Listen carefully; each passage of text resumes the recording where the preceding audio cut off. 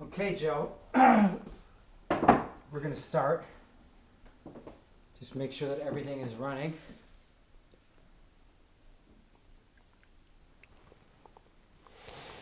You want me to put my teeth in, but it's too late. You'd have to remove everything. Your what? My teeth. Tomorrow morning, I'll put it in. It's okay. So, today is the 8th of December 2014. If you say so. And we're in Moshav Ilania, a.k.a. Ilania. He was called before. I-L. Look at me, Joe, please. Always important to have eye contact with me. No, I know the name of Ilania, but it used to be called Sergi. The Arab village at the bottom used to be called Sejera. Yeah. And for the first years of development here, this was also called Sejera. But then it was changed to? Ilania after War of Liberation. After the War of Liberation. And should I call you Joe, or is what's the name that you were born with? I was born with the name Yosef. Yosef. I'll show you my birth registration page. We'll get to that. Joe, everyone calls me Joe. And your last name? My surname is Woolf. Woolf. Yeah. And what is your date of birth? My date of birth, the real one, is the 18th of April, 1928. 18th of April, 1928. And where were you born? I was born in a little shtetl in Lithuania called Shat. And how old were you when you immigrated to South Africa? I was about 3.5. And do you remember anything from Lithuania? No. I've seen photographs. My parents had a nice selection of photographs. And I've heard stories from his friends. But remembering Shat itself, no idea. But I've been back twice since 1992. We will definitely get back to that. Where in Lithuania was your shtetl located? Right in the middle, in the flatlands, between the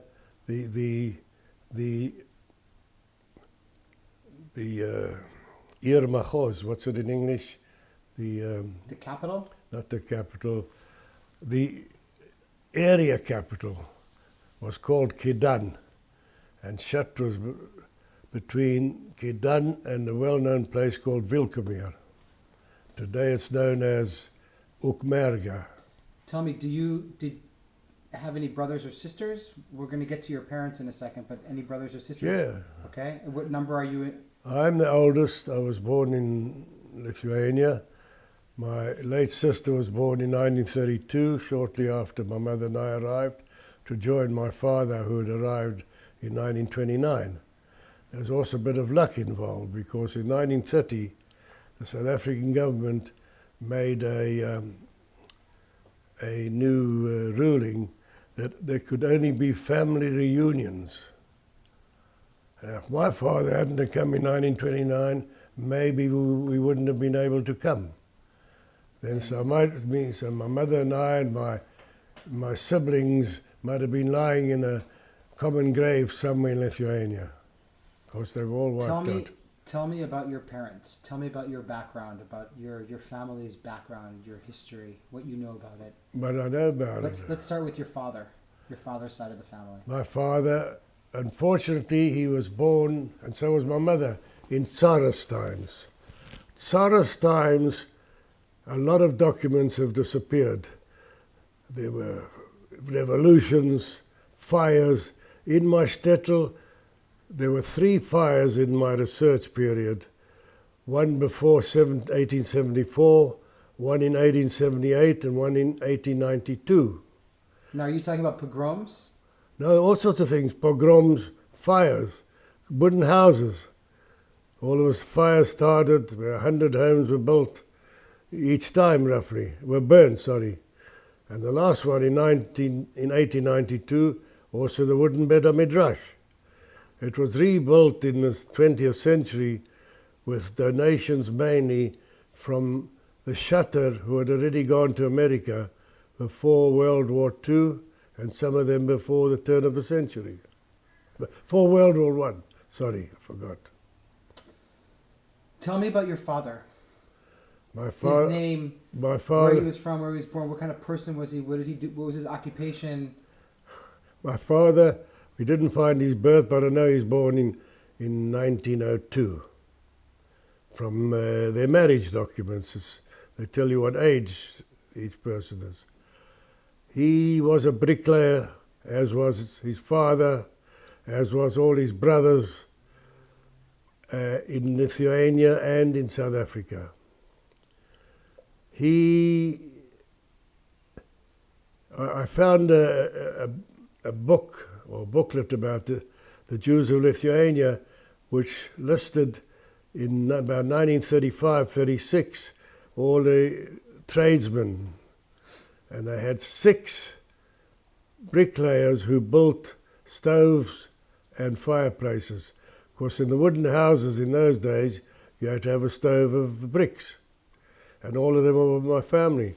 My grandfather, my uncle Beryl, my uncle Elke, my uncle Schmolke, my grandfather, maybe 5, all of them, 5 or 6, I forget, were my family. And the last one was my uncle by marriage, who also happened to be a bricklayer from another shtetl. What was your father's name? My father's real name was Yehuda Leib. Wolf. Wolf. In Yiddish, Wolf was spelled Vav Vav Aleph Lamed Fei. In Hebrew, spelled just Vav Vav Lamed Fei.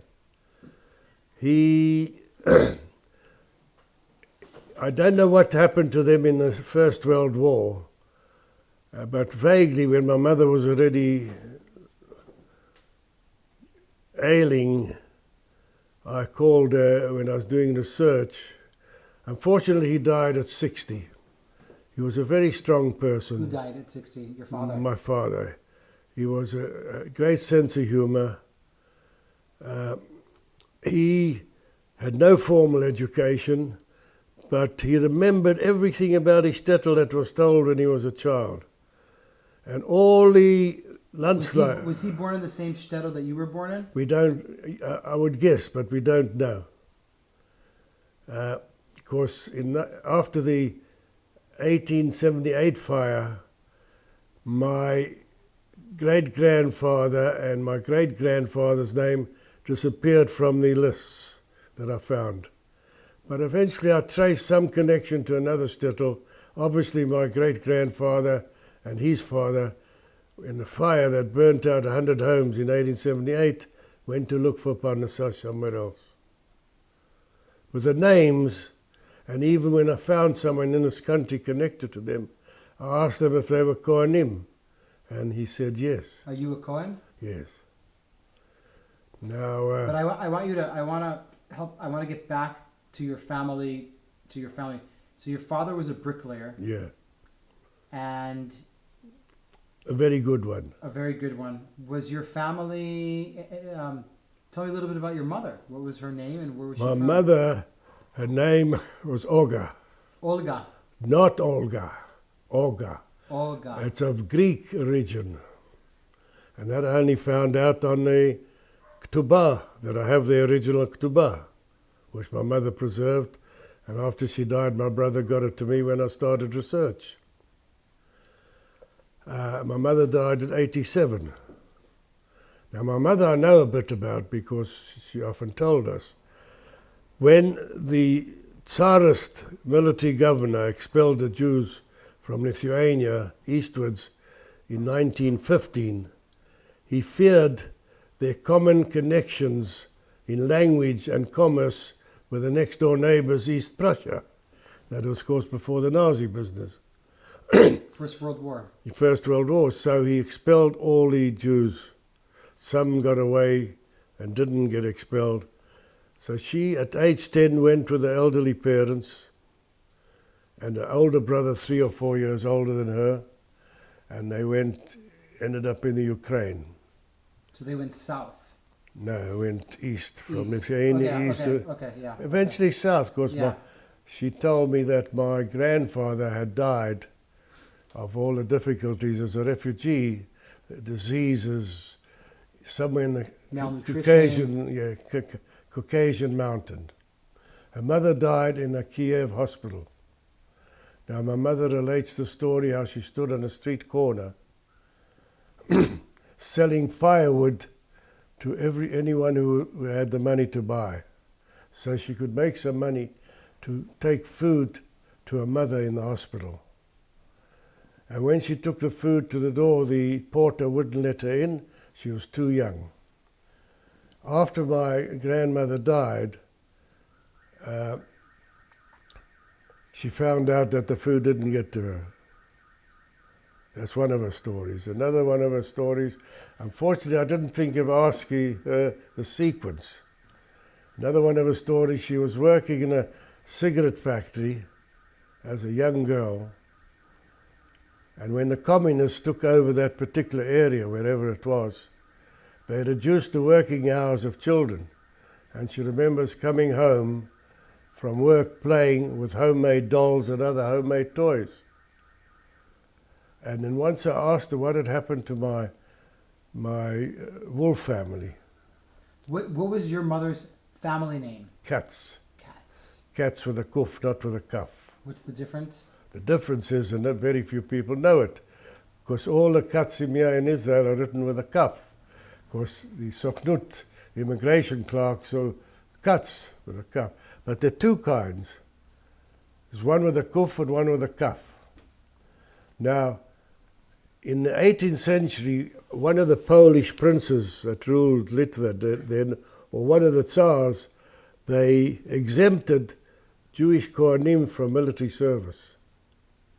So in roughly 1810, when surnames became compulsory in the Tsarist Empire, a lot of Jews adopted the name Katz. But in the Russian language, it didn't mean anything. But I'll show you a copy later. Records in Tsarist times were written in Russian and Hebrew.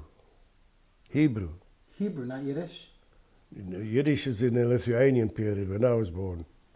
So I didn't need a translator to translate the documents that I did find. Births and marriages and stuff like that.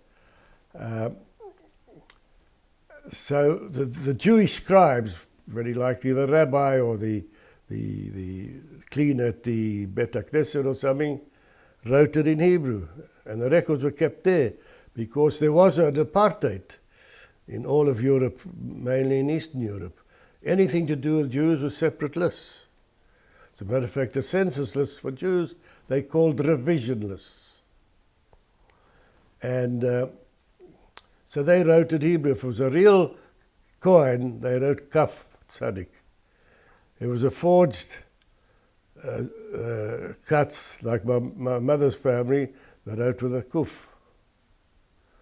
Now, very few people know that. Interesting. I'll tell you another story. I'll tell you, you're going to be here for a week, you might as well sleep on that bed. Are you going to cut out all this chatter? No, it's not edited. Everything's raw. Everything's not edited. Even the name Gordon. My Woolf grandmother comes from Bet Gordon. I've got a family tree. Most of them, the Gordons, got to America before the turn of the century. Anyhow, Gordon is also an adopted name. How did that? It's a Scottish name. It's a very difficult name to research in the worldwide internet because Gordon is a Scottish name. In about 1771, Lord George Gordon, the oldest son of the Earl of Gordon, got interested in Judaism. He became a guide in Scotland, did a Brit at an adult age, and went to study in the yeshivot in Lithuania.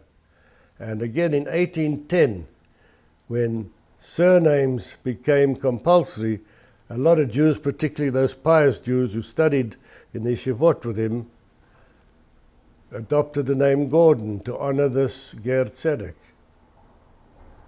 Yeah. I won't charge you for these lectures. I hope not. I want to, that's very interesting.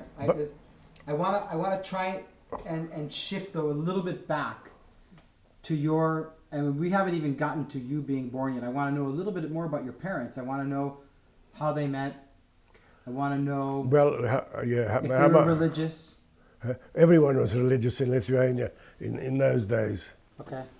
Everyone had their tzitzis and everything like that. Now, I met a goy. I was the first Israeli who entered the Lithuanian Historical Archives in Vilnius after the collapse of the Soviet Empire. 2 other English speakers had been there before, a week or 2 before, from America. But years later, through a South African lady in Israel, she said they were former South Africans. And in those days, it was cheap. Afterwards, it developed and the internet became expensive. But I did a lot of my research with walking and sitting in the archives itself. Okay, we're definitely going to get to that, and I think that's going to be a whole separate interview. Now you want to get to talking about my parents, now, right? I want to get to that, but I want to state also for the camera is that we might have to do a whole session just about what you discovered and your experiences at the archives in Vilnius. Oh, that itself was a whole story. After the fall of the Soviet Empire. But I want to go back. I'll give you something to read tonight. Bring it back tomorrow. Yep. So I want you to tell me about your parents. I want you to tell me were they tell me about. Do you know how they met? Yes, obviously, my Woolf grandfather was a bit of a property owner. His house was on the main road, Kidan Road, and there was a side road called Synagogue Street. And he owned a few wooden houses which were rented by the cats. So obviously my father was a neighbor. That's how they met, I assume. Yeah. I don't know. And do you remember, okay, so you were born in 1928, is that correct? April 19th? April 1928, April 18th, the real date. April the 18th. But for many, many years, all the documents stated the 28th of April. Okay. But that's a story on its own as well. Okay. And you are born in this little shtetl. Yes. Which you don't really remember. Are your parents are they active? Are they just religious, or are they they Zionists? Are they communists? In South Africa, there's no Zionist background. They're more socialist, because during the World War, World War, Second World War. Okay. In South Africa, all a landslide. Stalin was in charge. They all thought that when Stalin occupied Lithuania before the Germans invaded, the Jews would be saved. They didn't know about the massacres then. So my father had a picture of Stalin. They had the Jewish Workers' Club in our neighborhood. Crazy. And they had the Jewish Workers' Club. Only after the war did we know, Stalin probably murdered just as many Jews as Hitler. Probably more. But Hitler's Germans were a nation of Ordnung. Or everything's recorded. Stalin just murdered with no records kept. Now tell me, why is it that when you're 1 year old, your father goes to South Africa? What's wrong with why did they go to America? To look for the gold of the Medina, to look for better living. But did they have such a bad life in Lithuania? It was never good. First of all, it's always anti-Semitism. Okay. Always. They struggled for a living, particularly after the 1930s. Well, my father left before. Maybe starting. The president of Lithuania at the time started, giving preference to Lithuanian Goyish businessmen, and started boycotting Jewish businesses. But throughout the ages, before the turn of a century, America, the gold of the Medina, everyone wanted a better life. And at the time of Tsarist, why most of them left, they wanted to avoid the harsh military military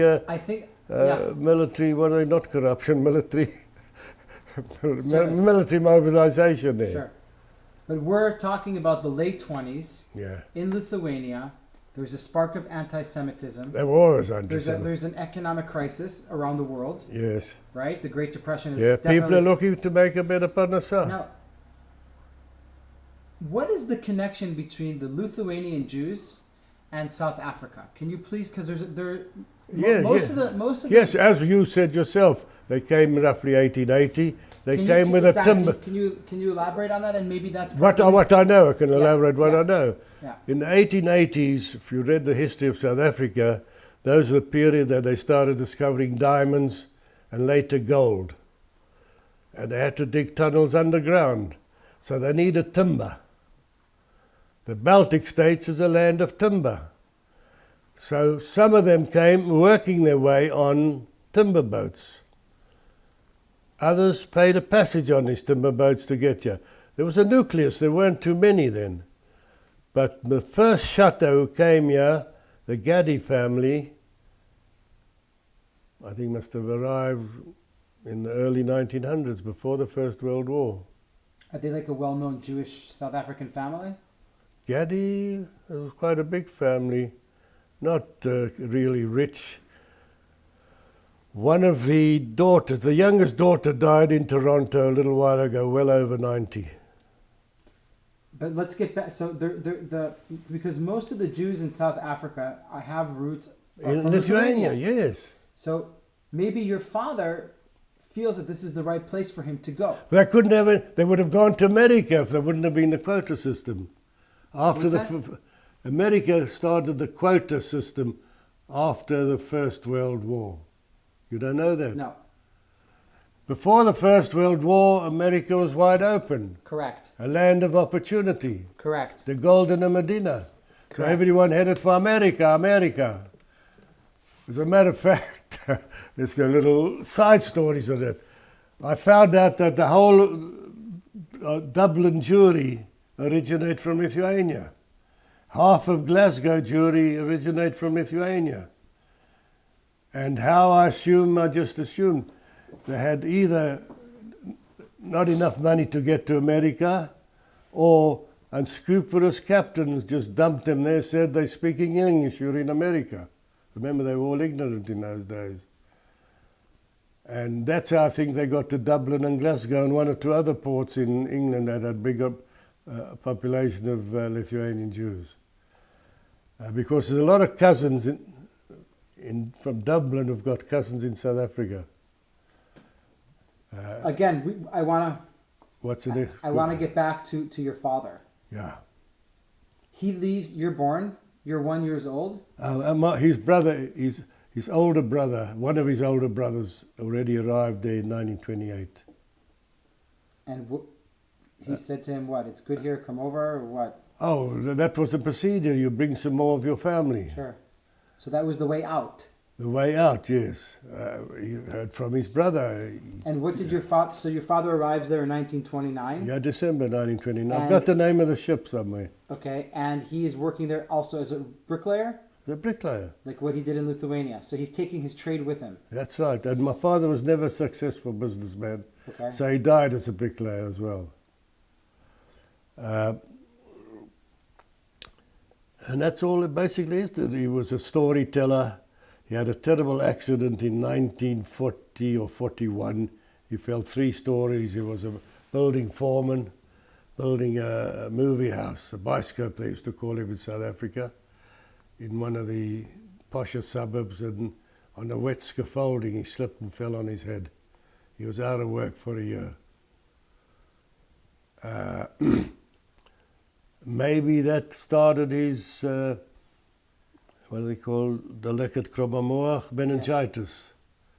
Today there's a cure for meningitis. He was, in Yiddish they say he was gesund verfehrt, because he was always working outside. Yeah. And then all of a sudden he got a bit of flu, and then meningitis hit him, and he lasted for about 74 hours and passed away. How old was he? He was age 60. Born in 1902, that was in 1962. My first son had been born, the oldest one. So my second son is named after him and my wife's father. My wife's father died of a heart stoppage at age 51. Today also they've got centurion, they've got all the procedures. It's different. What can you do? So why you still want to know why when it's... Wait a sec, I'm going to stop for a sec. I want to try something. We are continuing. You'll look at me. This side now. Yeah. Mm-hmm. So where are we? We are now. My father. Your father, and so your father comes to South Africa alone. Yes. Oh, with other lads. Yeah, and then he sends for the family. Well, that was the usual procedure, even in America. Absolutely. The father went first, worked, sent money. In many cases, some of them didn't send the money, and the poor family disappeared in the Holocaust. Absolutely. Like, I'll tell you a story about my wife's family. Well, we're going to get to that. We're going to get to that. Okay. We're going to get to that. So my father, they were looking for a better living. My uncle Mendel, the oldest brother was called Beryl, born in 1895. I never knew about it until I started my research, that they had an older brother. Then came Mendel. I knew my grandmother had 11 births, perhaps one of them a twin, but 3 of them died in infancy. Then came Mendel. Mendel came, he was a bit of a rebel. He was trained as a bricklayer, as a youngster by his father, but he wanted to be independent, and he stopped bricklaying in Lithuania. As a matter of story goes that my grandfather never spoke to him when he left for South Africa. Now Kohanim can get cross. So he got here first and was already doing well. He was an entrepreneur. Where did Jews go to in South Africa? Where was the hustle and bustle? Johannesburg? Most were in Johannesburg. Okay. As a matter of fact, most Jews from Lithuania settled in Doornfontein. There is a book called The Streets of Doornfontein, which I sent to the South African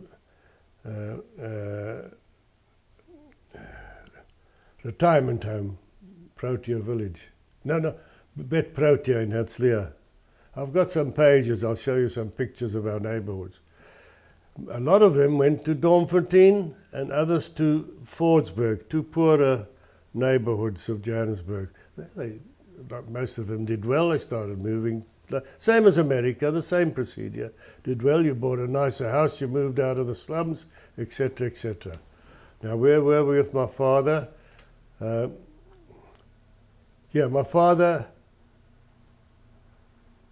My father was there in 29. The first job he had, as a matter of fact, was laying bricks in a synagogue. In those days, must have been quite outside Johannesburg. Eventually, we lived in that suburb. And I was a member of that synagogue later. The 9th Street Shul, they used to call it. Now, even my father wasn't an entrepreneur, because when he was working there, they were selling building plots, quarter-acre building plots, for groshim. With his week's mascoret, he could have bought quite a few plots, but he was saving money to fetch us. So he he missed a lot of opportunities. He wasn't like my uncle. My uncle was already in the early 30s. My uncle was doing well. He already wanted to Beryl. Not Beryl. Beryl disappeared in the massacres. Mendel wanted to send for more members of the family. This was the early 30s, before the rise of Hitler. My grandmother was against it. She didn't want to separate the family. She says, "Genug. Chelek is door, chelek is door." So, and when she did realize what's happening in Europe with Hitler, South African government closed the doors to East European immigrants, of which 99% were Jews. In 1936, they were stuck in Lithuania. Some Jews with some initiative managed to get to the British colonies, Rhodesia, then today Zimbabwe. Like my wife's Sher family, half of them got to Rhodesia, half to South Africa.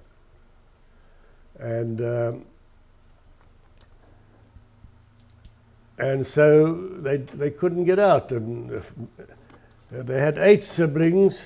If my uncle Mendel and my father there were 6 were left behind.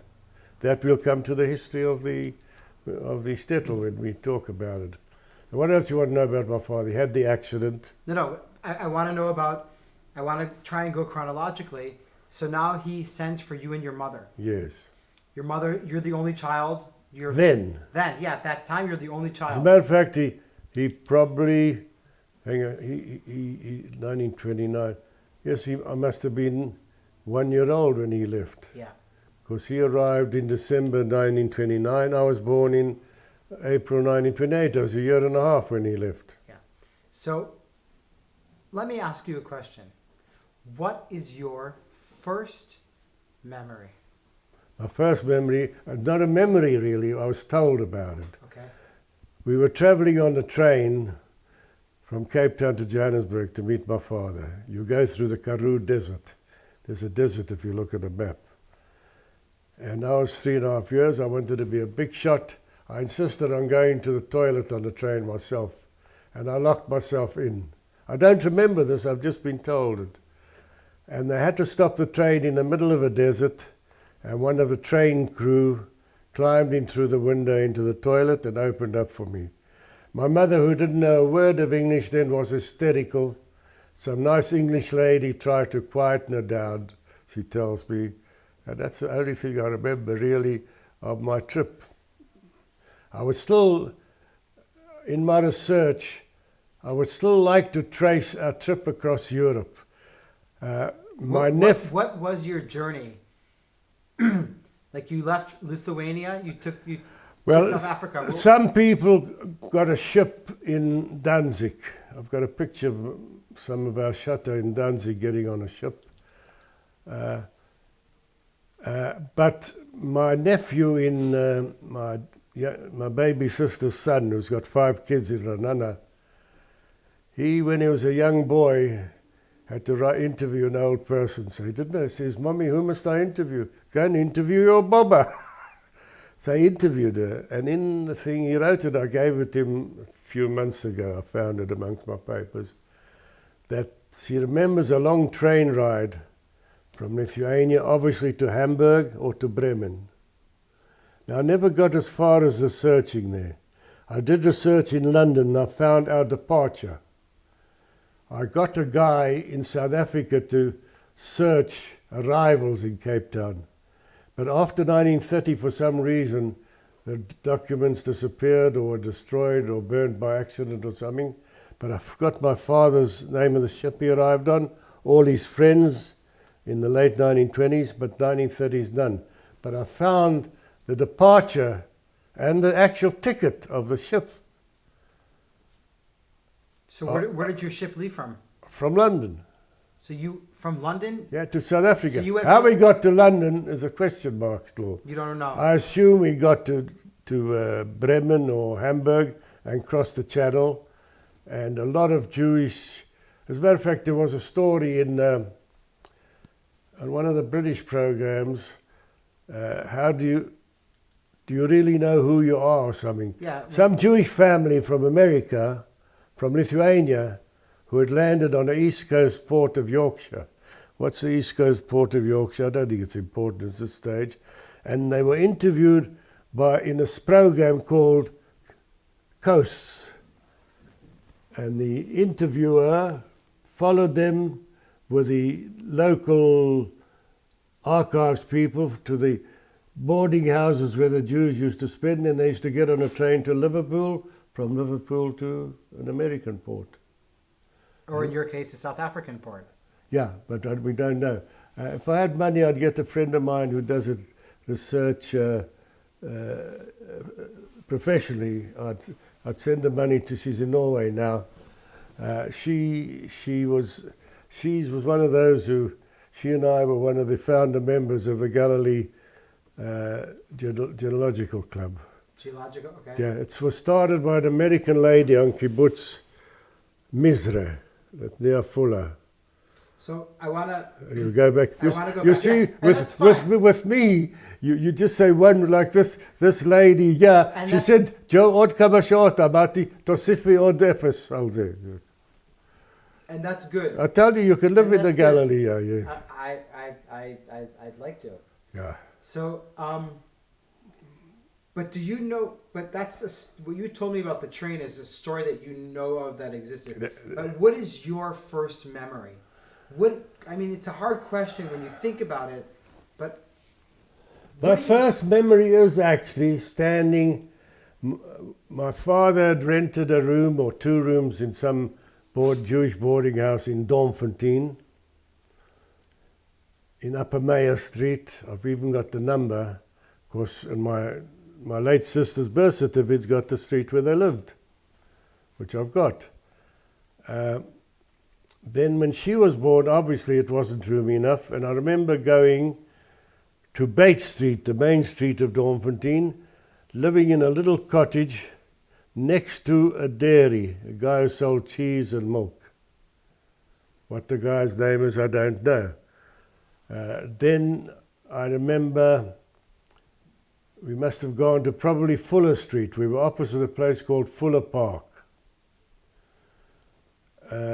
We moved a lot. You'll read it in my story, then you can ask me the questions. Why, I don't know. Maybe my father wasn't a steady guy, I don't know.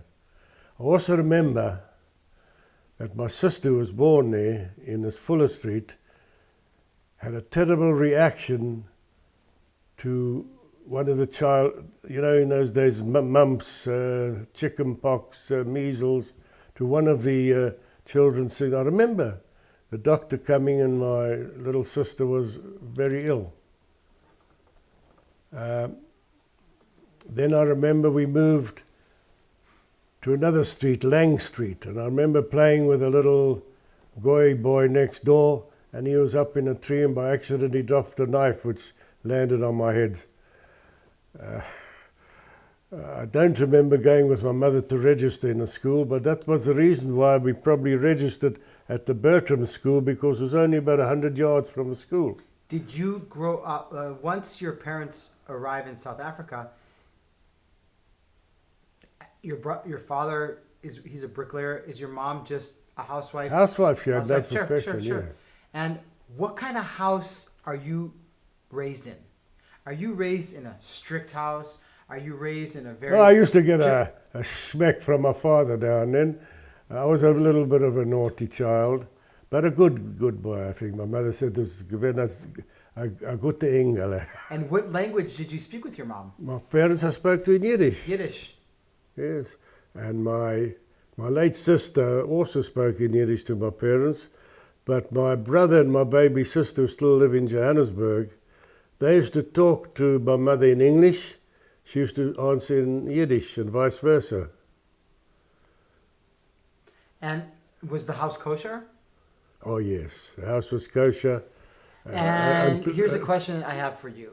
In most Jewish houses, no matter where you lived at the time, in America, in Europe, in South Africa, you had the tzedakah box of the Jewish National Fund. Probably, I don't remember, but probably, yeah. Were your parents Zionists? They had no connection to Zionism and did not give me a Zionist education because they were busy making a living, growing up and educating their children. Why do you think they didn't give you a Zion? Like, didn't they tell you about... okay, let's separate this for a second.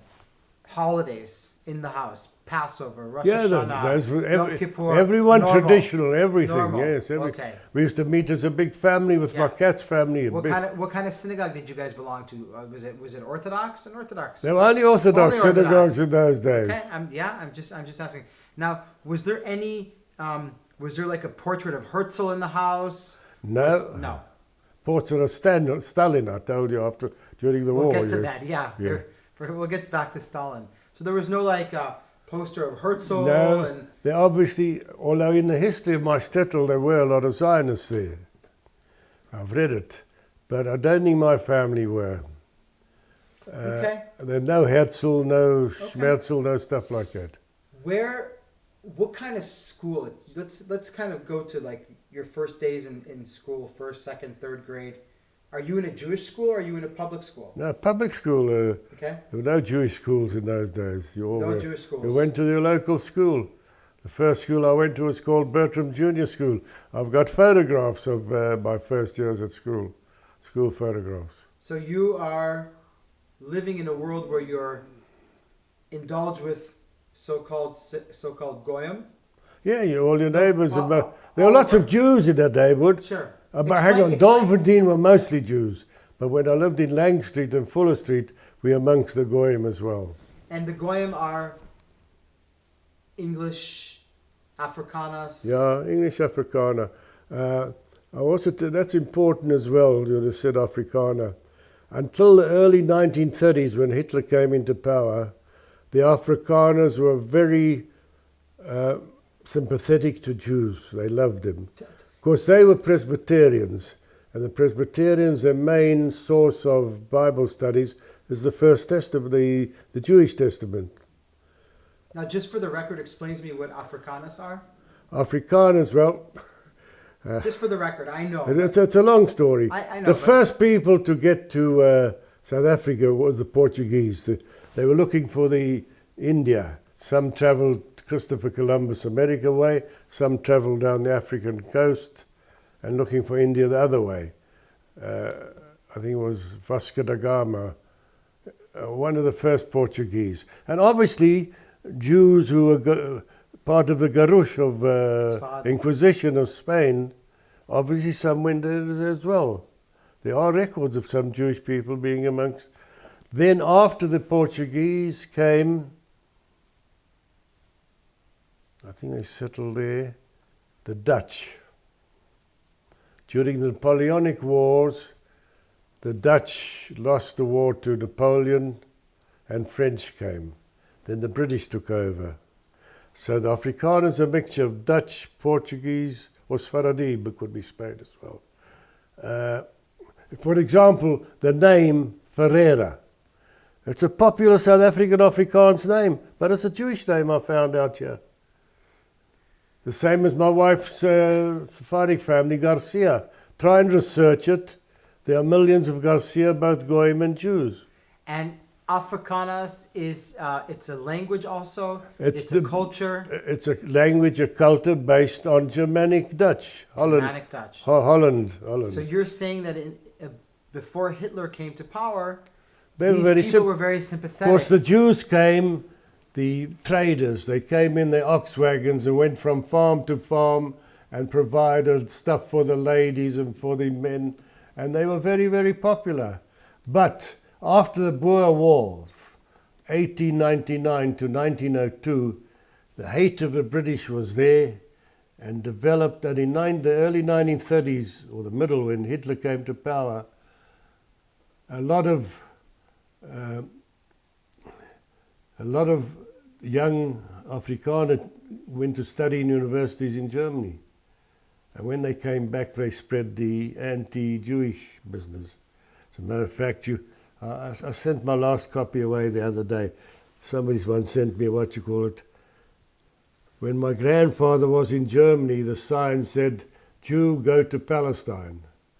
Today the sign says, Jews, get out of Palestine. What short memories these Europeans have.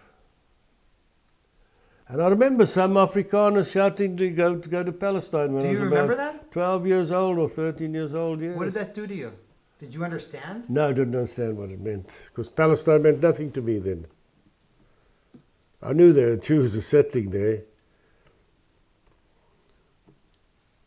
So, is that your first experience with anti-Semitism? I don't know if it's actually anti-Semitism, but yes, but it is, yes. And also another occasion I remember, don't know how old I was, my cat's relations lived in a town called Benoni, about 30 k's from Johannesburg. I used to spend all my school holidays there with my cousins. And I went to the corner Greek shop and bought some stuff for my aunt. And walking back, I passed some Afrikaners, poor whites, we call them like the white trash in America. And their dog started barking at me and chased me, and I got a hell of a fright, and they stood and laughed. So they just sat there and laughed. Didn't go and take the dog away from me. And eventually I got to my aunt's house, my uncle and aunt's house, It was okay. Otherwise, I met very little anti-Semitism. Yes, when I was in the South African Army, one mixture of Afrikaans and English, probably from one of the poor suburbs of Johannesburg. I bet your father's got a second-hand shop, like all the others in Jeppe. So when I told him my father was a bricklayer, he was quite shocked. And one of the soldiers serving with me was my father's apprentice bricklayer. Whenever he came to camp, he always came and spoke to me. What kind of student are you? Bad. In I school? flunked my matric twice. Where was your mind when you were in school? What did you want to be? What did you want to do? Well, you know, you read my story. The first, yeah, I want to hear. I want you to in tell the it to me. tumultuous years of the World War, I did my high school, and most of us had dreams of still joining the army to fight Hitler. Before we get to Hitler, when you're living in South Africa and you're growing up there, it's 1930, 1936, 1937, 1938. You're a young lad. You're 8, 9, 10, 11 years old. You never hear the word Palestine? You never hear about... If I did hear about it, I don't remember. You don't remember it. You know, there's riots going on in Palestine at the time. That's right, yes. The Mufti of Jerusalem started in the early 20s. Yeah, but that's out from your reach. Out of my memory, yes. You don't have any idea what's going on. No, I had Do you belong to a Jewish youth movement? I belonged to the Ellis Park Boys Club in my early teenage years, and I think it was mostly Jewish boys. Tell me about that. What kind of club is that? What is it? Well, you go and you wrestle and you do gym. As a matter of fact, the honorary secretary treasurer was a guy called Lou Hack, who was killed in action in my platoon in 1948, in October the 23rd, 1948. He was 5 years my senior. Wow. His family lived in the same street as us, in Upper Page Street. His mother had a fruit and vegetable shop on the corner. I remember going to buy my little packets of what we used to call monkey nuts, unshelled peanuts, at her shop. That's also a memory from 7, 8, 9 years old. I didn't know him. He was 5 years older. Sure.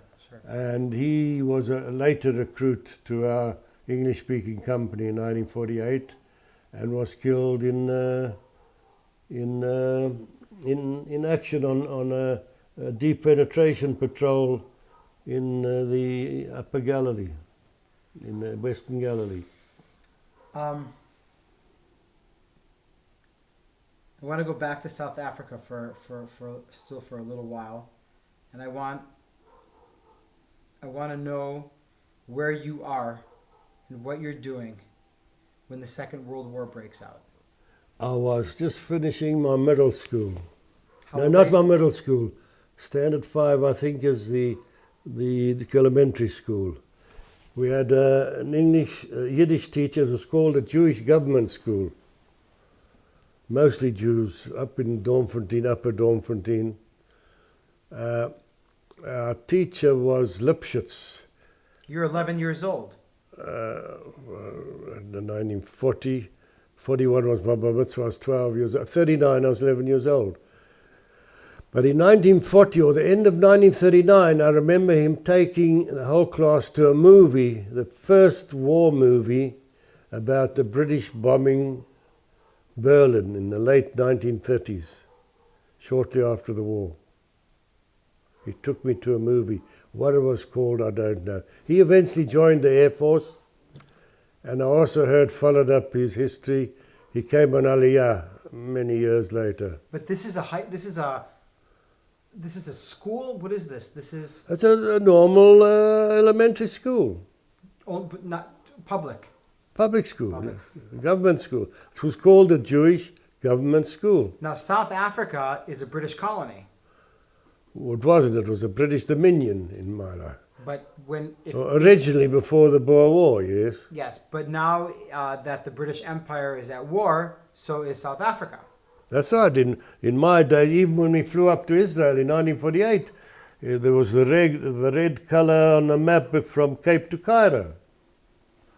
That's why the few South Africans who flew single-engine planes to take part in the war, the little single anyway, the small planes, I think they were called Fairchilds. All three were lost in action. It took them about a month to get to Israel, to fly to Israel, because at every landing where they had to refuel and perhaps do repairs were British officials. And a lot of them intentionally prevented them leaving. In one kid's story goes, by accident, it was so-called accident, they backed the truck into their aircraft, which had to be repaired.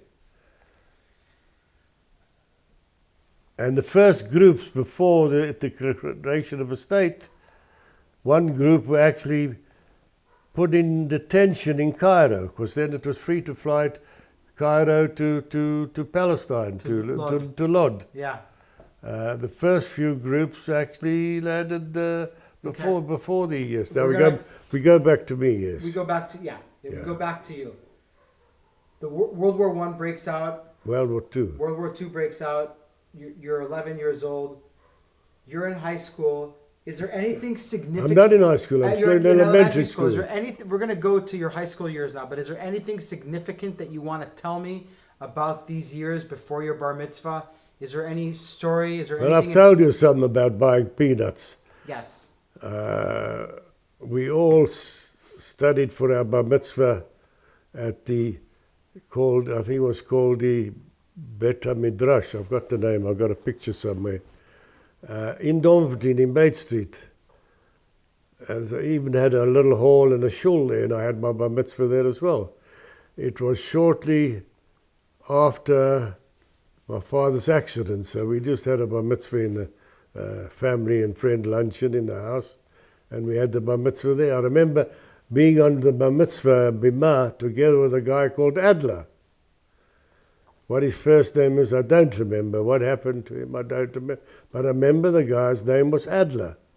And we had a double bar mitzvah that Shabbat.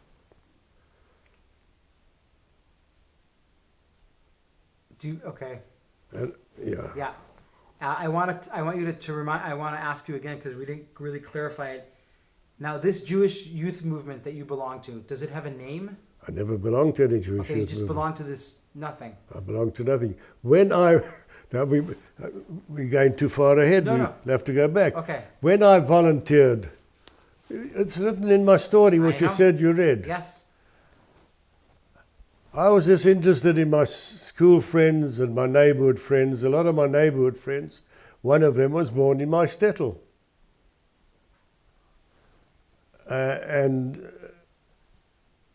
I volunteered for the South African Army. During the war, there was no conscription.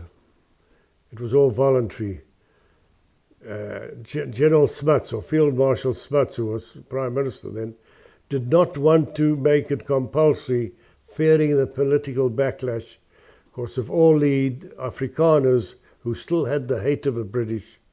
Although a hell of a lot of them volunteered in the army with good records. But that's where the word apartheid comes from. Exactly. In 1948, when the Nationalist Party wanted to get it, they invented this word apartheid, which means separation. Yeah. To bring back to the flock and vote for the Nationalist Party these Afrikaners who'd served in the army in the World War. And they succeeded. And it's a word that's hit back at them. Because apartheid is meaningless. It's it all over the world even today. Absolutely. Look at America, this business of Ferguson. There's somebody, what's the word, not initiating, someone inciting these blacks. Money's behind it. Of course. Big money somewhere. Probably right from Obama. I believe Obama's an Arab, is a Muslim. He was born a Muslim. In his memoirs, he writes his early years of education was with his Muslim father, who was a Kenyan Muslim, And I found out from a South African volunteer who I'll send you to interview. He's on the Moshe Vorot. He worked as an Israeli farming advisor in Kenya, in the northern part of Kenya on the border of Somalia. And that's the area where Obama's father came from. He hated America or the whites or whatever. And you can't tell me that this just disappears from Obama's mind. So you're a big Obama supporter? Oh yes, oh yes. And I believe that Obama is on purpose, what's the word for on purpose? Intentionally bankrupting America. He wants to have a revolution there. That's my opinion. I could be wrong.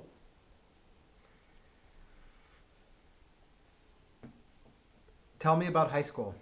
High school, now in Jewish government school I didn't get the full marks to go into high school, so I had to go into intermediate school, a junior high school. I think they have them in America as well.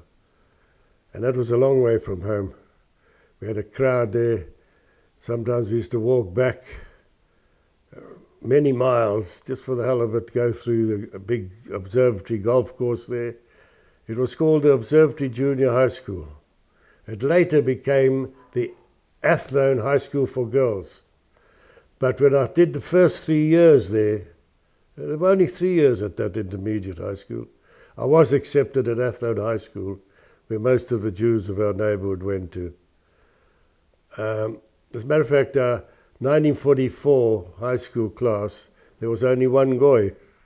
Wow. I've got a photograph. And you graduated in 45 or 44? I didn't graduate. I failed my matric completely in 1944. Then I went back in 1945, and I didn't pass my full matric. I wouldn't have been able to go to university with my marks. Interesting, the 2 marks, in those days the pass mark was 40%. And the 2 subjects where I used to get 41 and 42 that I used to pass was maths and history. Now, had I passed the university pass and had money to go to university, I never, ever would have thought of going into journalism or history at university, which I seem to be very good at. That's why Doreen must have said some words to send you here, right? Sure, definitely. So it's funny, in those days, what did the Jew boys were doing? They were becoming accountants, they were becoming doctors, lawyers, some engineering, some not too many engineering. What else were those? Chemists, pharmacists. Those were the usual university cases that the Jews took up. As a matter of fact, a few years ago, my brother told me on the phone, I phone him in Johannesburg now and then, he said, you know, Joe, to help the blacks pass their high school, they've reduced the pass mark to 30%. He says it's a shame because they all get the matric, but there's no work for them. But anyhow, so I said, you know what, Sam, I think I'm coming back to South Africa for a few years. Maybe I can pass my matric. And tell me, at this time, I just want to go back to your immediate family. Your 4 kids, you're the oldest, your parents, your father's still working.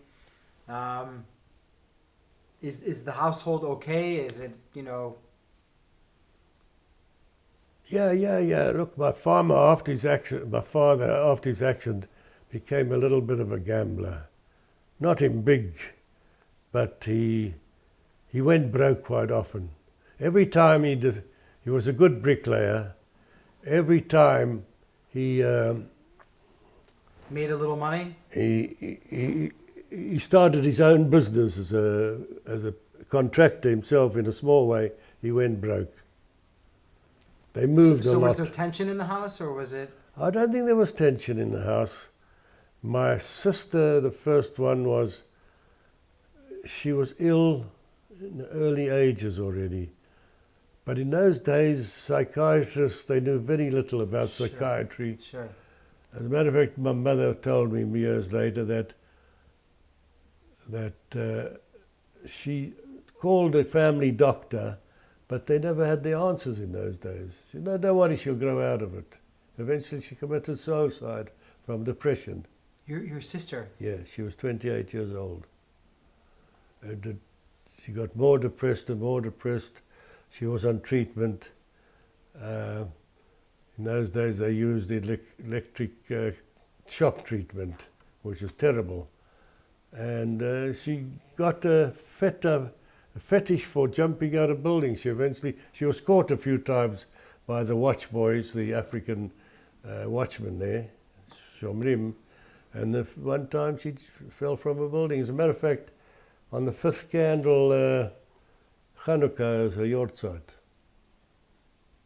And she was 28. And her name was? Her Hebrew name was named after my grandmother who died as a refugee in Kiev. I'm named after my grandfather, my cat's grandfather. There 4 of us were named Joseph, one from one of my aunts in America. He just died a few years ago, age 92. He was in the Air Force in the Pacific in these very, very big bombers in the later stage of the war. His cousin, also my cousin, was on some ground crew in the Pacific for a long time in the Air Force. As a matter of fact, his son is coming here. He lectures at Haifa University in management and accounts on some exchange scheme. He comes twice a year, 2 months every year to lecture here at Haifa University. Nice. Now he's coming, last time he was here, he bought a apartment in Haifa. And he's coming now, he gave it to some architect friend to see that it's Meshupatz, and he's coming here this month to buy furniture and furnish the place. We're gonna jump periods right now. Yeah. And if there's anything that I left out, there must be plenty you left out. You say a word and I open up in all directions. Of course. Let's start talking about when you realize that you want to join the South African Army. What motivates that? You see a soldier in a kilt. It's romantic. We grew up. We did our high school years during the World War. I had our English teacher was a Jewish spinster called, what was her first name? Cohen. The kids used to make class. But she gave us a background of service to your country. What is the word? Patriot? Patriotism, stuff like that. It was during the war. Rose. She was Rose Cohen. She had the reputation of being the best English literature teacher of the Transvaal Education Department. South Africa had 4 provinces, each one with their own education department. So she taught you to be very patriotic. No, but didn't tell us, but through the general, we were all patriotic. You people don't realize it. You're only born in 75. When did you say? It was a different world in those days. How did the war impact you? How did it impact you? Well, you must have known all the war stories. Okay, I have a question. We worshipped all the war stories. When do you hear for the first time? When do you hear for the first time about the gas chambers, the mass execution of Jews? That's after the war, yes. Only after? Yeah. During the war, you don't hear anything about it? No. Okay. Maybe my parents did because they knew something. But they didn't tell you, probably. Possibly, yes. Possibly. Okay, that makes sense. Why do you join the South African Army, and how old are you? Well, as I said, the wartime army was all volunteers. Then they returned to the old compulsory system called active citizen force. They were the nucleus of the volunteer army before the World War. I should give you a few pages to read, which I sent to the museum. I've made photocopies of my wife's uncle, who finished his matric just before the war started, or just as the war started. His whole class went to sign up. And they joined the ILH regiment of Johannesburg. It was a Johannesburg regiment called the Imperial Light Horse, basically from British history. Now they had a nickname because 50% were Jewish volunteers. And even though Jews in those days probably didn't know that much about history in 1940, but his whole class joined up, volunteered. How old are you when you joined the army? Then it became compulsory at 18. It was 1946, 46. What do your parents think? No, they didn't interfere. No? I didn't have to because I wasn't a South African citizen. It's called the Active Citizen Force. You're not a South African citizen. I wasn't then. How could that be? Well, by the time my father got nationalized, remember I wasn't born in South Africa. That's right. The law changed. Before that, the law had been, if a man got naturalized, all his children naturally, automatically became South Africans. So I only became naturalized after I came back from Israel. And what about your sisters and your younger My brother? sister, they were all born in South Africa. Yeah, so they're South African. South Africans, Okay. yes. So So I wasn't a citizen yet, but because all my friends in my street had gone to the Transvaal Scottish, I wanted to join, so I volunteered and went with them, was accepted. So you're 18 years old. It's 1946. 46 years. That was the age of call up to the active citizen force. In England, they had a similar system called the territorials. You might have heard about. You go for a month's training initially, then every year for 4 years, two weeks, and you have lectures and parades during the week. And you know now, it's 1946, you're 18, you're much wiser, you're more mature, you know what's going on in the world, you know about the Holocaust, you know about the extermination. We knew about the extermination, we didn't know exactly how many of my own family. Okay. So you're saying to yourself, well, I don't really have a future at the university. Maybe I'll go into the army and I'll... No, it wasn't a permanent army. I was working as a wage clerk. It was only a part-time army. Probably like the in America, the National Guards. The National Guard. It's called the National Guards, isn't Correct. it? So you go into the... Not the state guards, the National... Not National Guard. So you go into the... But each state has got their own. Right. So you go into this National Guard at the age of 18. Yes. What's the name of the regiment? The Transvaal Scottish Regiment, the 2nd Battalion. Tell me about your training, about... We had no... That was probably one of the reasons why I might have been accepted to come to Israel, because I knew all the basic infantry weapons. So tell me about your basic training in South Africa. So, How long drill, was it for? strict drill. In a camp you learned about the equipment, rifles. What kind of rifles do you have? Do you remember? We had the British Lee Enfield, 303. Bayonets, light machine guns, 3-inch mortars. What else do you learn about? Do you learn about survival? Do you learn infantry? Yeah, tactics? infantry tactics, go on maneuvers.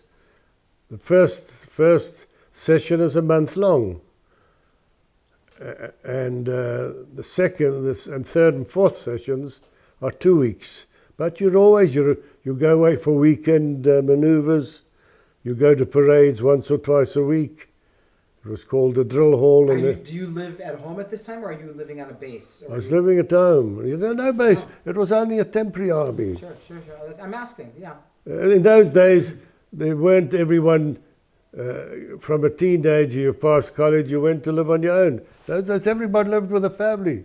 For as long until they got married, maybe. Even after they got married, some of them still lived with their parents for a while. And how long? It's very difficult to explain to you. Those days were entirely different. And I maintain the worst enemy of the free world is the, what's the word, not illusion. The people don't want to teach history. They don't want to learn history. You think so? Yes, I'm sure of it. Because if people studied history of the last 100 years in this country, there would be no left-wingers. How did the Arabs get here? Jewish development. They were looking for a higher standard of living. This was written in Chaim Herzog's book. How did they get here? There was a nucleus of Arabs here, mostly Bedouin, and Bedouin didn't really belong here. They moved from the Iraqi desert to the Sinai desert according to the seasons. But when the Jews came and started to develop here, the Arabs started to come over the borders to benefit from the higher standard of living. And they claim they've been here for 2,000 years. They haven't. And everyone believes them. You can't get past it. Either the world is completely ignorant. I remember my favorite, did you read my little short thing I told you about? I didn't get to that, no. I can't find the English copy. I've got the French and the Hebrew copy here. Where I ended by saying, we live in a world where highly intelligent people have perfected stupidity to a fine art. And just think about it, that's true. I flunked my high school twice.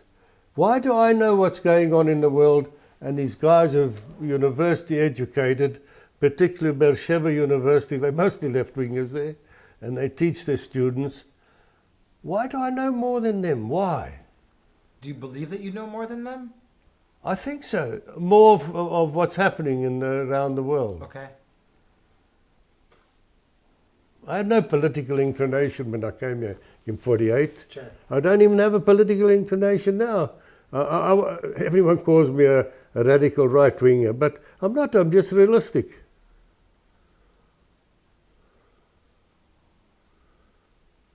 And also the Arabs got in here during the Second World War when mandated Palestine became a supply and repair depot for the British armies fighting in the Far East and the Mediterranean areas.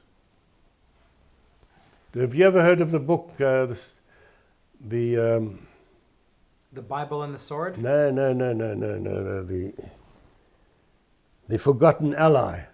Oh yes, my English teacher, she's the one who introduced me to that book. She used to run a book club in the class. Every week, it wasn't a lottery, because every week somebody got a book. She had a list of books, and we must have put in $1 or something each, because say there were 30 kids in our class, 30 shilling is £1.10. That's what roughly a book used to cost in those days, maybe a little cheaper, 15 shillings. So I chose the book, The Forgotten Ally, which was published in 1943. And I read it after I left school, because I got it through her. And this guy tells a story of Palestinian Jews, how they fought for the British secretly. You know the story of the British. Tell me about it. You don't know the history of Palestinian Jews? I do, but 30,000 volunteered for the you to British tell me. Army. But at the beginning, the British didn't want them in fighting units or in the Royal Air Force. Weizmann was only accepted in the Royal Air Force, I think in 43, 44, when they established the Jewish Brigade. Jewish Brigade. But before that... So did that book have any influence on you? Possibly, or maybe I was already that inclination in those days. Definitely influenced. Well, you told me that you really had no idea about Zionism. You didn't grow up in a Zionist house. It was house. nothing to do with Zionism. It's just what the Palestinian Jews did. But what's interesting for me is, what is the moment where that thunder hits you, or something happens to Joe, and he's like, "Wait a minute." It's like your world is turned over in a way. Yeah, look, you mean when I volunteered to come here? Before that, because something must have happened, like it must have been a process. Yeah, it's written in my story, not apartheid, nothing to do with apartheid. I know it's written, but I want you to... Apartheid wasn't invented as a word. No, I'm not talking about apartheid. I want to know, what is the moment? Or the moments. The moment when we had to go to a church parade. Do you want to bring that book here so that you can look at it while we talk? That story. Okay, wait a sec. Hold on. Let me just stop for a sec. You've got to take this off. We battled to sell it. The only guys who bought it were mostly machalnikim, or their widows or their family. It's this book right here? Yeah, but this came out in 2003. I want you to hold this.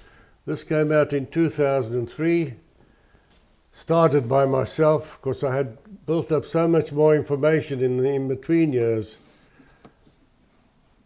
that we did this. Tell me what this book is about. It's about, it says there, yeah, it says there, I understand. the story of South African volunteers in Israel's war of birth. Okay. It was done by, from the Henry Katcher's original manuscript by Morris Ostroff and his late wife. Hang on, I think I touched the wire. I hope I didn't No, you're pull good. it. You're good. Did Did the microphone fall off? No. I don't know, It's but good. It's good. It's good. It's right here. You're good. but I picked Yeah, up, touched the fine. wire. It's That's okay. it. Okay. You're good, Joe. L'chaim. L'chaim. Cheers. So we stopped. I stopped for a second. I want you, Why did? you got this book from your teacher Yeah. about the Jewish Brigade fighting in the Second Not the World Jewish War. Brigade. Before the Jewish Brigade, those who fought in secret for the British, Correct. particularly German-speaking Jews in North Africa. They were dropped by parachute. They got behind the German lines. And one particular story I remembered all my life about this Jewish engineering company attached to the West African Rifles, who held the line for Montgomery for over a month, where of the whole company, only about 40 survived. They fought in tandem with General, I think it was Leclerc's Free French Brigade or something, in another place. Bir Hakim is a famous name where the French held out to keep the Germans at bay while Montgomery was preparing his defenses at El Alamein. Have you heard about El Alamein? Well, in tandem to that was a British engineering company, a Jewish engineer, the Major Lipman from Tel Aviv. What kind of, and can you just for the record again tell me the name of the book? The Forgotten Ally. It's not mentioned in my story. I understand. The Forgotten Ally. I've got a copy. I'll show it you Yeah. just now. And this book lights a light in your head. Possibly. I can't Well, tell let's you. talk about it. I mean, I remember I keep telling you that we were growing up in different days, particularly South African and Americans were also different. South Africans were king and country. We were all very patriotic.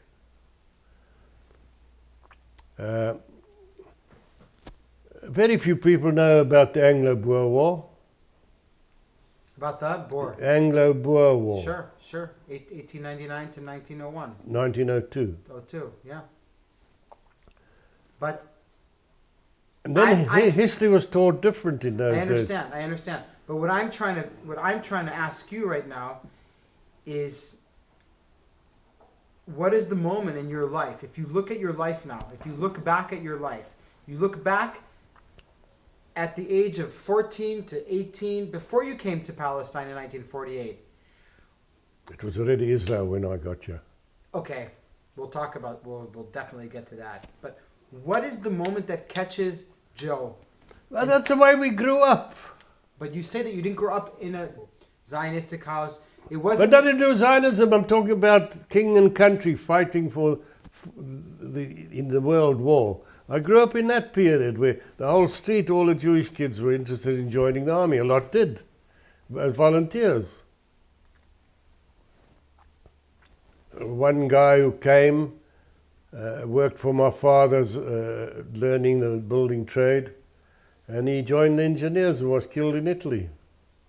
There was a big story in the newspaper. He and a Dutchman, an Afrikaner, held out in one dugout against tremendous odds, and they both were killed. His name was also Mendel, what was his family name? I don't remember. It's not important. Yes.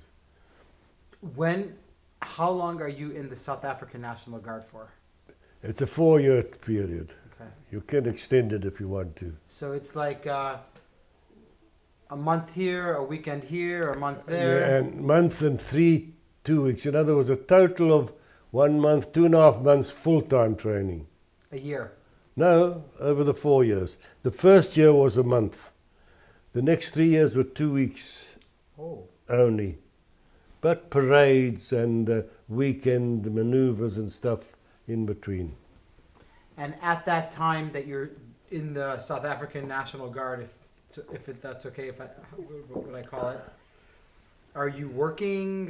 Yeah, working. Where you working? You normally, in those days, the boss gave you time off. It's a government institution. Where are you working? Because you're not... My first time I went, I was working as a wage clerk in a ladies' dress factory. When you mean a wage clerk, you mean somebody who pays... I prepared all the wages for the 200 employees. By hand. Yeah. No machines. I think we did have a sort of bookkeeping machine. Are you dating anybody at this time? Do you have a girlfriend? Are you... No, my interest in girls wasn't so developed in those days. I think it came more during my army, South African period, more after I came back from Israel. It's not like today, you know. Well, I don't know. I mean, maybe, it's hard to explain and South Africa might have been different to America. Sure. It was a different atmosphere. So there was no high school romance. There was no. I remember one girl. Yes, I was at high school, and she was in a boarding school in a convent in Potchefstroom. A Jewish girl. I think her mother was a widow or divorced. She lived in our neighborhood. And she was not allowed to receive letters from boys. So I used to write at the back of the envelope that it came from Josephine Woolf.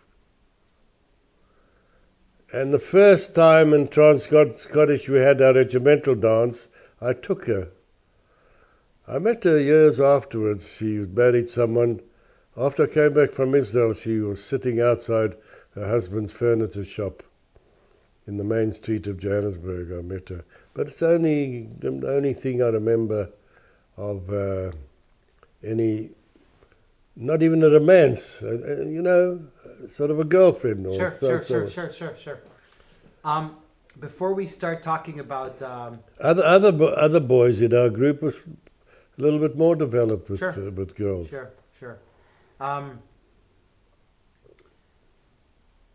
When is it boiling in your mind? To come here? Yeah. Can I put on my glasses? Absolutely. You'll take it out in your editing anyway. Yeah. Yeah, all right, yeah. Events in Palestine during 46-47 were not my first priority. Yes, until during the latter part of 1947, when I attended the compulsory regimental church service. You had to go in uniform, full dress. You had to go, it was compulsory. In full dress uniform. The sermon at the time was in the Central Presbyterian Church just around the corner to the Union Grounds, which was the headquarters of the army. And the sermon was, it quoted the British Mandate soldiers being attacked by Jewish patriots to the Roman legions facing the revolt of the Jewish zealots of the 1st century AD. Can you explain that? You don't know that history? I do. Something must have... Yeah, all right. What's the question you ask? I'll write it. Something must have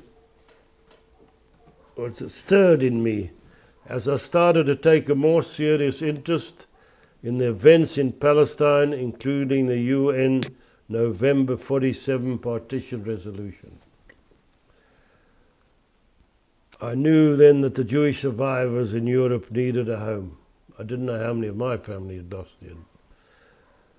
But the call in me was to participate was still not awakened. I did not even know that a South African Zionist Federation existed.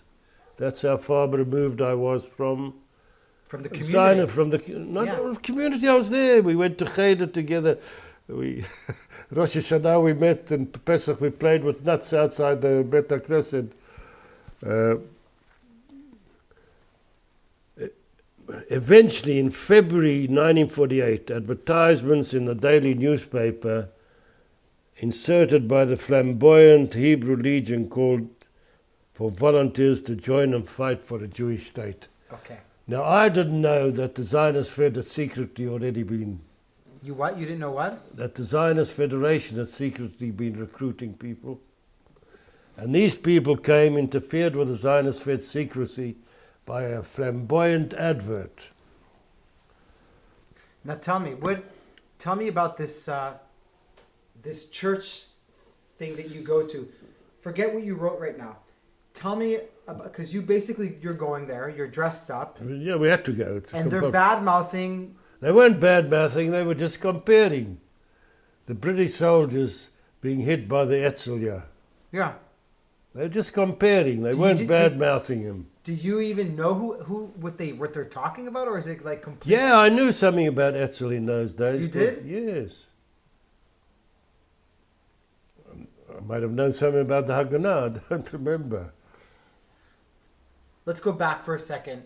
November 29th, 1947. You're in South Africa. Yeah. You're in Johannesburg. Yeah. You're working. You're doing your regimen once every little while. Do you understand the significance of this day? Not now, then. Probably not. That's how removed you are. Yeah. Yeah. You're living and you're. As I say, yeah, I knew that the Jewish survivors needed a home. And that's about all. So I joined this Hebrew Legion. We went on weekend training sessions. Wait a sec. You joined this Hebrew Legion. Yes. Why? Was by then I wanted to go and fight in Palestine. Adventure, whatever you want to call it. Okay. So, but you're in the I write, yeah. Yeah. The tumultuous years of World War II coincided with my high school years, and I, along with most students, dreamed of being able to participate in that war. I must admit, therefore, that there was a strong element of adventure in my decision to take part in the struggle to establish a Jewish homeland.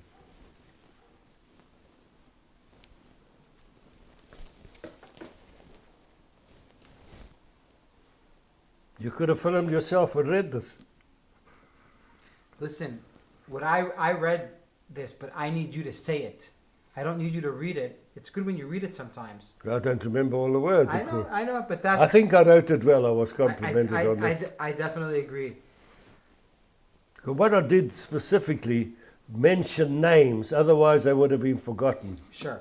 Because not everybody was still alive to send in a personal story for this book or for the website we have now of Machal.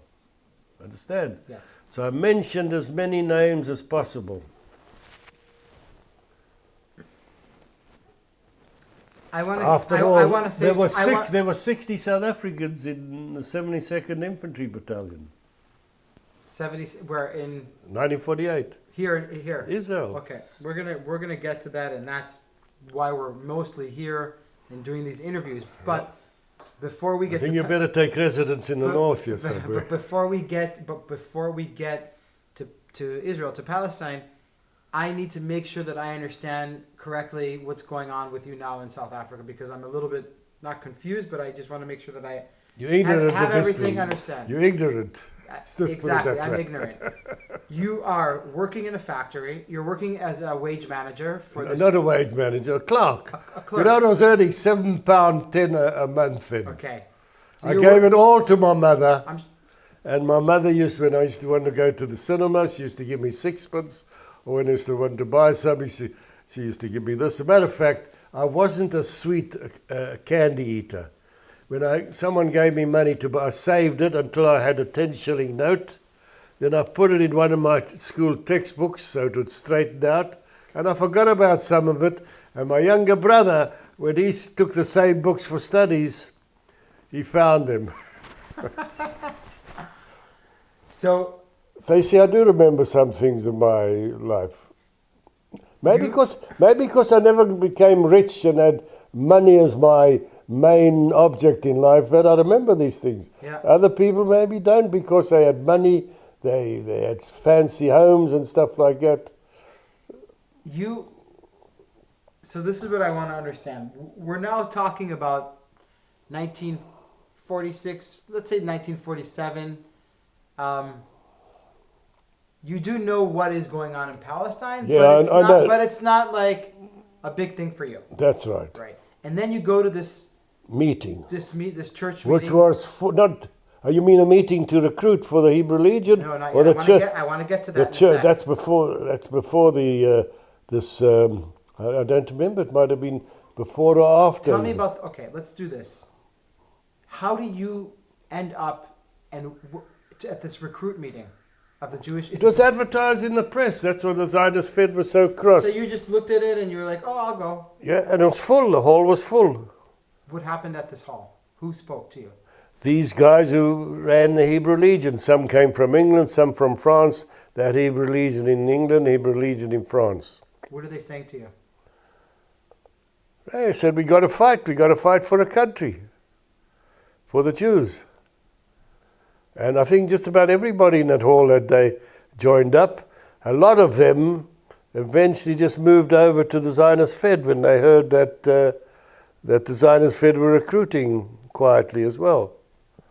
But a certain group like mine, we didn't know, and we ran our own training. We used to go away to weekends on farms and do some training. So you... With ex-servicemen, Jewish ex-servicemen as our instructors. From the Second World War? Yeah. And are you still at the same time in the South African Regiment?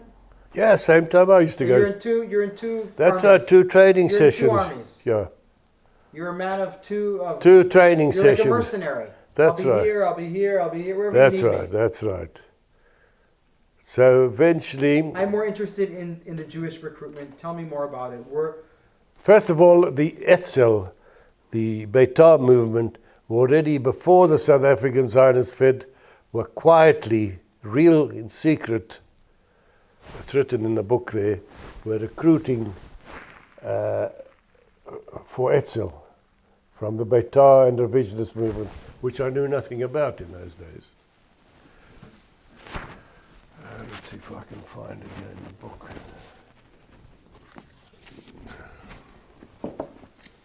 Shulamet. I've got to think of a name and look up the index. When did you first hear about Etzel and Beitar?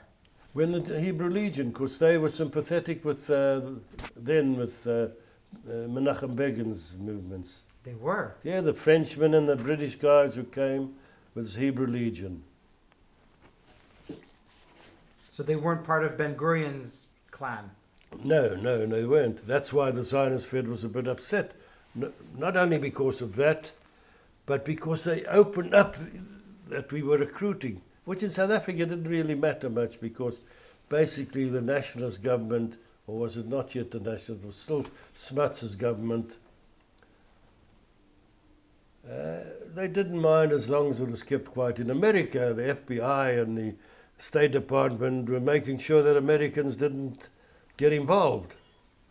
That's why the Americans had a lot of courage leaving America, because a lot of them came back, particularly those who volunteered for Aliyah Bet, the ships. They came back, a lot of them were arrested. They in front of a court. There's a movie called, I saw it on the History Channel, run by, it was my friend Murray Greenfield appears in it. Have you heard the name Murray Greenfield? I have. He says he stood before a judge and he told what happened, and the judge said, look, we can't arrest these guys, put them in jail, otherwise we would have had to arrest every founder of America in the, when was it, 1776. We would have to put all of them in jail. They had the same basic, what's the word, I'm unfamiliar in both Hebrew and English today. I'm just going to fix your glasses for you here. Hold on. Oh, you were taking pictures of me in my glasses. I just want to fix your You glasses. see, I'm not only involved in history of Machal, Yeah. but also Lithuanian history. You'll see that later. Yeah. What am I looking for? The The index. Etzel, the Etzel. Shulamet Becker. Now let's look at Shulamet Becker first. She, I think, what they were doing was important. And I'll read it to Well, you were looking for the Etzel, the Beitar Yeah, movement yeah, but itself. Shulamet Becker was a secretary of the Visionist movement in Johannesburg. She also came as a volunteer here, served in the Air Force in the meteorological section. Becker, Shulamet. I better get a pen so I can remember these numbers. Shulamet Becker. Oh, shit. This reading glasses? Yes. Is it? No, this is my driving glasses, that's why I can't see. Where are your glasses? I'll get them There's for a you. pair, I think, on that table there, on that Pinatochel table. Why do they bring a pen, a green or red, whatever Sure. pen there might be there? Becker, Shulamet Becker. There you go.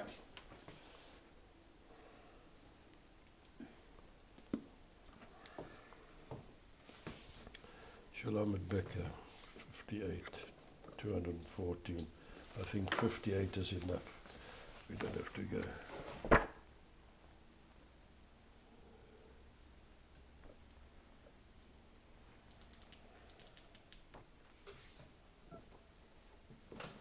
You know, when I did the edit of this book, I must have read it 20 times at least.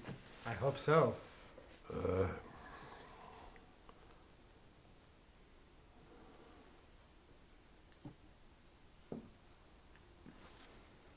Yes. Three particular activities invite attention. Before that, it stated that the Etzel, the revisionists, were already recruiting a year before in complete secrecy. In Johannesburg. In Johannesburg and Cape Town. And Cape The Town. leader was a Cape Townian. Now, Three particular activities invite attention.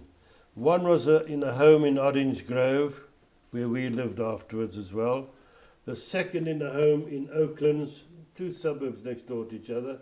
And the third was a coding and decoding unit. Duplicating machines were used for the dissemination of information and propaganda received from Irgun. South Africa they called the Irgun Etzel. Etzel they called Irgun. Irgun Svailumi Etzel. In Israel. Much of it was political, restating Irgun's political beliefs and the attitude in an evolving situation. The material was sent to members of parliament, newspaper editors, and other leaders of occupation. A small cell, including Murray Eglis, his son. Murray Eglis became mayor of a town in South Africa. His son printed a couple of these. There must have been demand for 20 books. So the Zionist Fed gave him our CD. Murray Eglis and Shulamet Becker, today Harris. She married a British Machal, John Harris. Was responsible for the coding and decoding of the propaganda and of messages. so That was the... I didn't know about this. I only read about this in this book. sure. But I knew Shulamet Becker. But She you had was no in i- our neighbourhood. But you had no idea that she was a member of she was I recruiting. knew she was in the revisionist party. Of course, one of her younger brothers was my friend. I knew he and the whole street there belonged to the Beitar. And you didn't belong to Beitar. No. How come? I had my friends, my Lithuanian-born Jewish neighbourhoods, and we did what we did. We used to play poker in the house. When I got to a high limit, I quit. I haven't played poker ever since. So you're not interested in at this age in politics. You're not interested in. No, probably we're interested in South African politics. Everyone, General Jan Smuts, the Union Party, they were our heroes from the war. From the war. Let's get back to this meeting, to this recruiting meeting. So, the recruiting meeting that you went to in South Africa was organized by These Beitar. guys, by who? Beitar. No, No. it had sympathies to to beg to Menachem Begin, but nothing to do with Beitar. Okay. But now already been secretly planning 2 years before, which no one knew about. That's where the coding in business was. So you get out of this meeting and you decide. Oh, when I was there, I wrote my name down there and then. And what's next? What's next? Well, we started training, as you say, for 2 armies in tandem with... Are you supposed to keep this in secrecy? No, it was advertised in the what-you-call-it. Do your parents know, your brothers and sisters know? My parents knew. I told them I was going to train for this Hebrew Legion, possibly to go to Israel. And what did they say? Palestine. I wasn't Israel yet. Right. I didn't say anything. Oh. So tell me about your training in South Africa for the Jewish. What would we call it? The same training as I had in the Transvaal Scottish Infantry. We had a couple of rifles, illegal rifles. We had lectures, as a matter of fact, in the Red Cross Hall, which was right opposite the Union grounds where I used to come for my active citizen force training, my National Guard training lectures. How long does this training go on for? Well, it didn't go on for long. This was, when did they say that? In February 48. I went to my 2-week camp in May. February 48? 48, yes. So the war's already started in Israel? No, it hasn't. The fighting has started, but not the war officially. The fighting started immediately after the resolution. Yeah, and the war officially started on May 15th. That's right, when everybody invaded us. Okay, so we're talking about February 1948. Yeah. You're training in South Africa to prepare to go to Israel, Palestine. Yeah.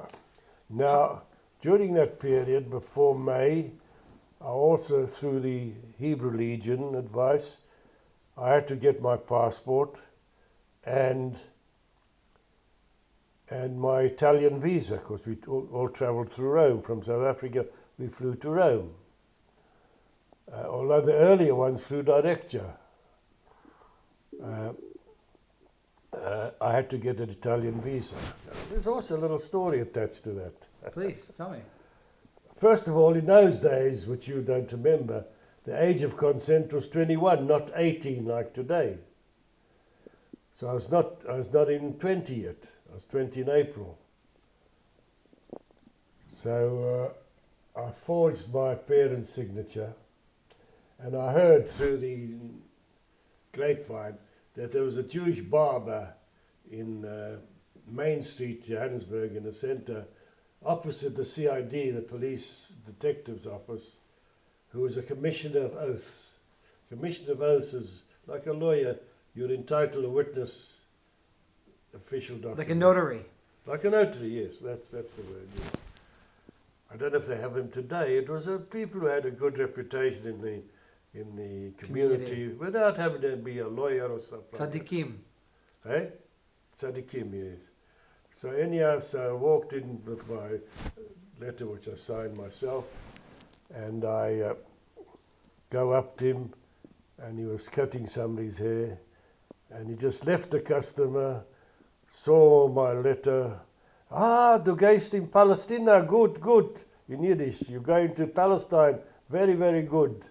And he just signed with a flourish. Now, my parents knew about it, but they didn't object. So then the next step was, as I was not a South African citizen yet, I couldn't get a passport. All I had was a travel document of 1 page. I don't know if they have them today, in these days. A travel document where visas were stamped on there. And I went to the Italian embassy and got the visa. And then I had to report, in those days they had the aliens registration law during the war. We were still aliens. Most of them that they were worried about were Germans. But you had to report whenever you moved house, if you left the country. So I went to the sergeant and reported to him. And I filled in a form, said I'm going for study for a few months in Europe. And he put his stamp in, leaving. Well, it was just afterwards when I was ready to leave. I'm trying to remember. Anyhow, but when I came back, I had to report that I'm back. And the same detective sergeant was on duty. And it was supposed to be complete secrecy. And so the guy looks me up and down and says with his Afrikaans accent, "So the bloody Arabs didn't get you, eh?" It was very friendly, you know, the real Afrikaans accent which we loved. You are... Do you realize that you're going to war? Yeah. Do you realize that...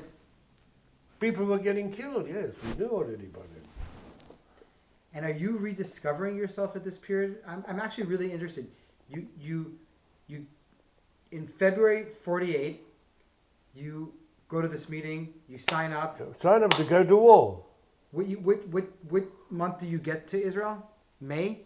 No, that also is a bit of a problem. No, I understand. We're going to get to that, but I want to know how many months you're in far South away. Africa before you go. Yeah. Now, when I went to this camp in May, I happened to be in What this, camp? my 2 weeks regular army camp, South African Army. Not the Jewish one. Not the Jewish one. We didn't go for 2 weeks camps. Right. No one had the time. You were working. Yeah, your boss has to give you and pay you for those 2 weeks. And at the same time, Israel declared its state while I was there, and the Nationalist Party won the South African elections with their slogan apartheid. As a matter of fact, the Potchefstroom, where our camp was a strongly nationalist town. People were shooting in the air with their rifles and riding on horseback through the town. And this is basically when apartheid started, so... Apartheid was always there. It's always been in the world, even today. This apartheid name is a lot of bullshit, and even the sanctions was a lot of bullshit, because, you know, I'm going forward, but yes. Maybe I should mention a few words. I came to eventually to settle here in '69 with my 3 boys and my wife, and my daughter was born here. I used to go back to South Africa every 4 or 5 years on a visit, and I saw the improvements in the life of the Africans. I wasn't a highly educated intellectual. I'm a basic down-to-earth person. I see the improvements. As a matter of fact, in '46, before we came on Aliyah, when was the 6 day? Not 46, it's 67. 66. The year before the 6 Day War. I was a joint general manager of a welding company where we built welding machines and sold welding equipment. My partner was a guy called Scott's name, not Ferguson, what was his name? John Fraser. He was a technical general manager, and I was more the financial and administration side. I remember him saying when our connections used to phone up, he said, "No, Joe's busy with a map on the table. This is during the 6 Day War. He's following the war." In South Africa? In South Africa, in my office, yes. I had my own office. But anyhow, let's get back what we're talking about. Yeah, what we're talking about, yes. So, yes, I come back from this camp. I find out that the Hebrew Legion had disappeared, dissipated, with some of the big shots from Europe had disappeared with the money. What am I going to do? The other was a big scam from the beginning. What money? They collected donations from people to run the Hebrew Legion in competition to the Zionist Fed, for example. Money to take us to camp. They need trucks, they need buses to take us and stuff. Weekend camps and stuff like that. They disappeared. So what I do now, by then I knew that the Zionist Fed had been recruiting, so I went to the Zionist Fed. And a friend of mine who'd been at high school with me, and also we worked at the same place, he was a cousin of the owner, he was a sewing machine mechanic, I was the wage clerk. He was on duty as a volunteer at the Zionist Fed desk, recruitment desk. And I fill in the papers, he says, "Oh, you know, you're late. This will have to go to the bottom of the in file." in basket. So, but then I knew, for years I knew that my whole neighborhood, a lot of them were in the Beitar. So I went to see David Becker. I knew Shulamit Becker. She was older, but I knew we were in the same neighborhood. So David said to me, he said, why don't you go and see my sister? So I went to the divisionist offices in Johannesburg, and she said, sure, come to our nightly lectures. We used to have a lecture once a week.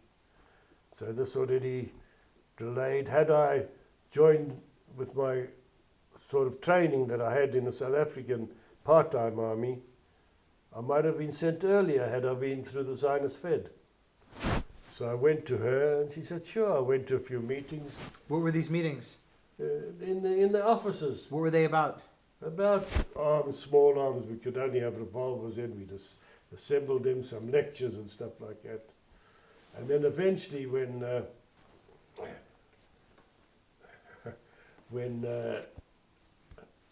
what was his name? A few groups, smaller groups of Beitar had left before our group. What was his name? And so you're with these Beitar people, but ideologically you have no connection to them. No connection to them. You're just like, get me there fast. If this is where I have to go, this is where I have to go. I slept along with them, yes. Yeah. But you just want to get to Israel. That's right. Let's look at the index again. Rafal Kotlowitz, Raphael, 54, 55, 56. I think that's too early. Let's see. What are you looking for? When we flew north, 54, 55. No, this is before Kotlowitz. Where's the Kotlowitz again? 59, 60, maybe 65.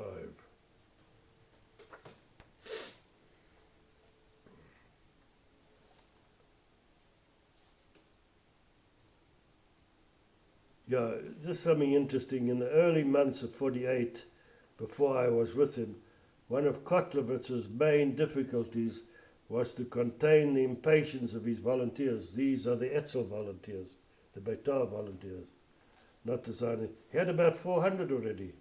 400 Etzel volunteers. Ready then. So, in Johannesburg? No, some 300 in Johannesburg, 70 in Cape Town, and others scattered all over. So what page is this? I'm getting close. 65, Kotlowitz, 65, 93. I spoke to his daughter the other day, because they knew nothing of what their father did. Yeah, here's an article here, page 9. Early in July, Kotlowitz, he sent a few small groups through the Derech Zionist Fed. Early in July, Kotlowitz received the go-ahead signal to come with his Irgun groups, which had also assimilated Hebrew Legion volunteers. That's me. He hired 2 planes from Pan-African Air Charter and led the first group himself. Khartoum through a... So you leave on that group? On one of these two... on one of these 2 airplanes? Yes. Okay. Let's go to the night before you leave. The night before we leave. The night before you leave. Tell me we about... We left in the middle of the night. We left at 3 o'clock in the morning usually. Okay, let's go back. You say goodbye to your parents. Parents came. Tell me. My parents and all my cousins and uncles came to the airport to see me off. Now, my mother, of course, was worried. She was an old Yiddish mama. I remember there's another guy in our group called Josie Woolf. He had World War II Air Force experience. So I introduced him to my brother and says, don't worry, Mrs. Woolf, I'll look after him, don't worry. I remember those words. Well, we flew up in those days to get to Rome, or to get to Israel. Today is a 8-hour flight, direct. Those days we had to stop at night to sleep in hotels. I think we had 3 or 4 night stops. Tell me where. Do you remember where? Well, we left at 3 o'clock in the morning. We landed for refueling in Bulawayo. Where's that? In Rhodesia, today Zimbabwe. Okay. For breakfast, then we flew on to Ndola in northern Rhodesia, today Zambia. where we slept the night in a hotel, leaving again early in the morning. From there, I think we flew to Juba in Sudan, not so far from the Kenyan border or Ugandan border, closer to Ugandan side. And we slept there. Then was another hop to Khartoum where we slept there. Khartoum was really luxury hotel. Then we flew from there to Wadi Halfa, which is on the border of Sudan and Egypt for refueling. And there a long hop to Tobruk. Outside Tobruk was a place called El Adam, which had an airport, an airstrip. Refueling there, we might have had some meal, and then we flew at night to Rome. To Rome? Yeah. You couldn't go to Palestine direct. Then, hang on. It was already Israel. You couldn't go to Israel direct. You'd have to overfly Egypt, an enemy. You couldn't do that. Before the declaration and the invasion by the Egyptians, people landed in Cairo. So you flew to Rome? Wow. Okay. Flew to Rome. There, the Etzel had 2 training camps in Italy. One in the north called Villa Farajano or something, which was virtually isolated. We were lucky, we were sent to a coastal resort called La Dispoli, which is to the west of Rome. And we were in a camp in the middle of a resort town, opposite a movie house, opposite a dance hall, opposite restaurants, opposite a beach. So we had a luxurious time in our few weeks. I don't remember how many weeks were there. Because remember, Etzel, even then, the Haganah, particularly after, this was in July, August. So this is after the Altalena? After the Altalena, the Haganah were being a bit strict. And Kotlowitz had a hard time getting the Haganah to allocate ships to take us to Israel. Important people like pilots, tank experts, artillery experts were flown from Rome. The archives, the National Archives, have collected a lot of passenger lists of aircraft and ships.